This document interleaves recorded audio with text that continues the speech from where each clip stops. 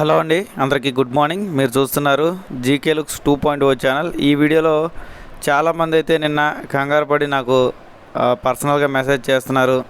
చాలామంది ఫోన్లు కూడా చేస్తున్నారు. దేనివల్ల అంటే నా మీద ఉన్న కృతజ్ఞత భావంతో అన్నమాట. జీకే గారు మీ ఐడి అనేది యాష్ గారి దగ్గరికి పంపించారంట రిమూవ్ చేయమని, మీ ఐడిని డియాక్టివేట్ చేసేయమని, డిలీట్ చేసేయమని చెప్పి యాష్ గారి దగ్గరికి రిపోర్ట్లు పంపించారంట అన్నట్టుగా కొన్ని హడావిడి చేస్తున్నారన్నమాట గ్రూపుల్లో. అది ఏంటండి, మరి మాకు కొద్దిగా భయం వేస్తుంది, మీలాంటి వాళ్ళు ఇలా అవ్వకూడదని చెప్పి చాలామంది అయితే వాళ్ళ యొక్క అభిమానాన్ని నాకు చూపించారు. నాకు చాలా హ్యాపీగా అనిపించింది బేసిక్గా.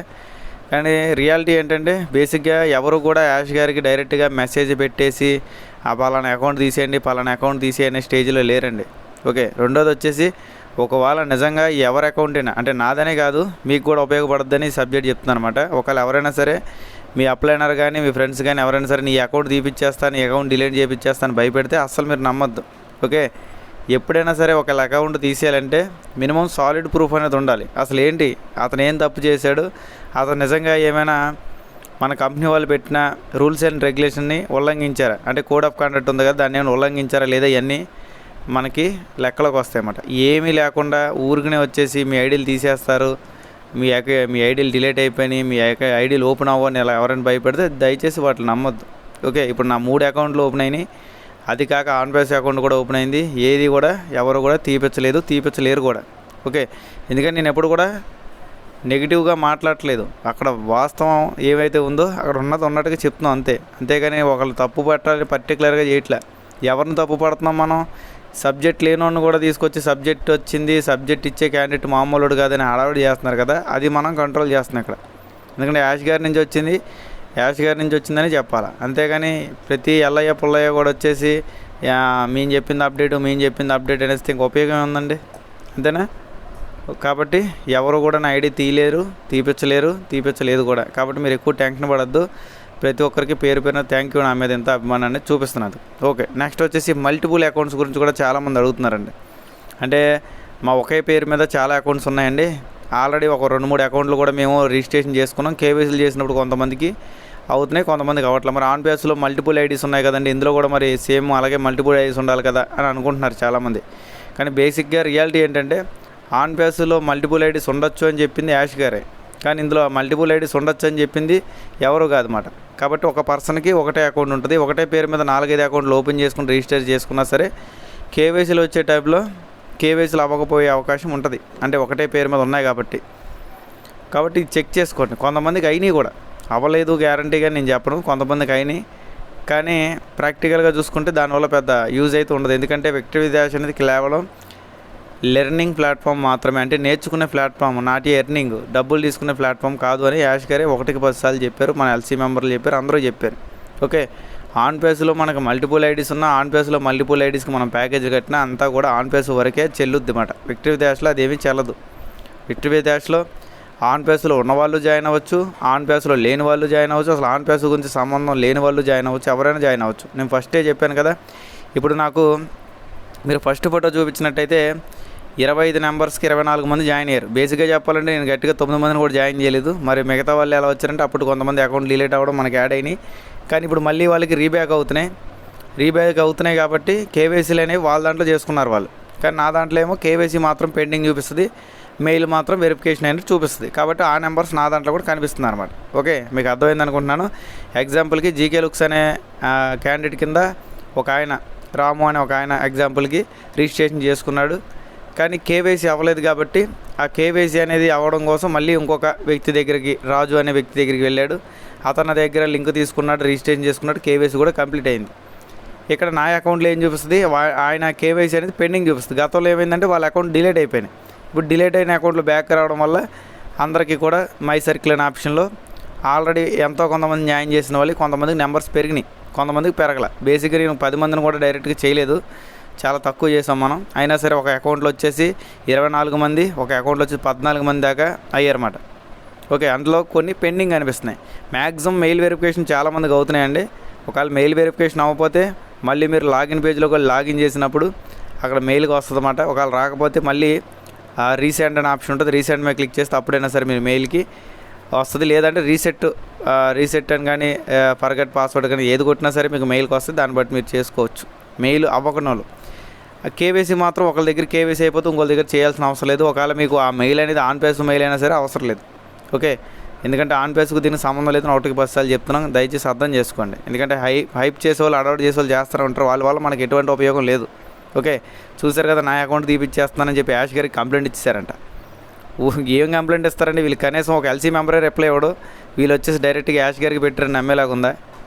అవన్నీ నమ్మడం వల్ల పెద్ద ఉపయోగం ఉండదు మనకి. ఏదో టైంపాస్ కబుర్లు అన్నీ కూడా, ఎందుకంటే డైవర్ట్ చేయడానికి. ఇప్పుడు వాళ్ళు ఏదో అబద్ధం చెప్పారు, అది అబద్ధం అని నేను చెప్తాను. అబద్ధం అని చెప్పినప్పుడు అది అబద్ధం కాదు నిజమని వాళ్ళు చెప్పలేరు.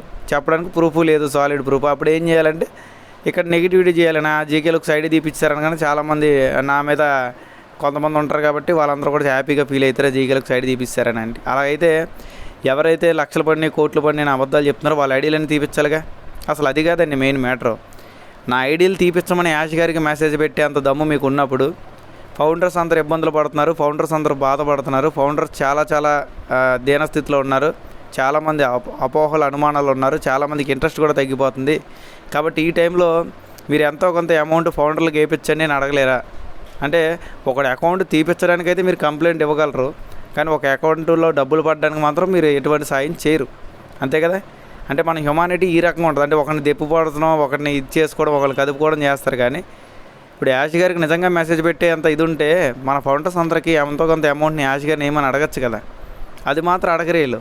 కానీ పర్టికులర్గా ఒకటి పేరు ఎంటర్ చేసి జీకేలుక్స్ ఐడి తీసేయండి, నా పేరు జీకేలుక్సా, నాకంటే ఒక పేరు ఉంది కదా గోపాలకృష్ణ అని, అది కాక ఇంటి పేరు ఉంటుంది కదా, అది కాక ఫోన్ నెంబర్ ఉంటుంది కదా, అది కాక మెయిల్ ఐడి ఉంటుంది కదా, ఏమి మీకు తెలియకుండా కేవలం ఇది ఒకటి ఉంటే సరిపోదు కదా. ఓకే, ఇప్పుడు నిజంగా నా ఐడి పీకేసినా నాకేమీ అవ్వదండి. ఎందుకంటే నాకు ఆల్రెడీ 2-3 అకౌంట్లు ఉన్నాయి. నేను ఆల్రెడీ ముందే చెప్పా, ఇంతవరకులా కాదు ఇప్పుడు మనం.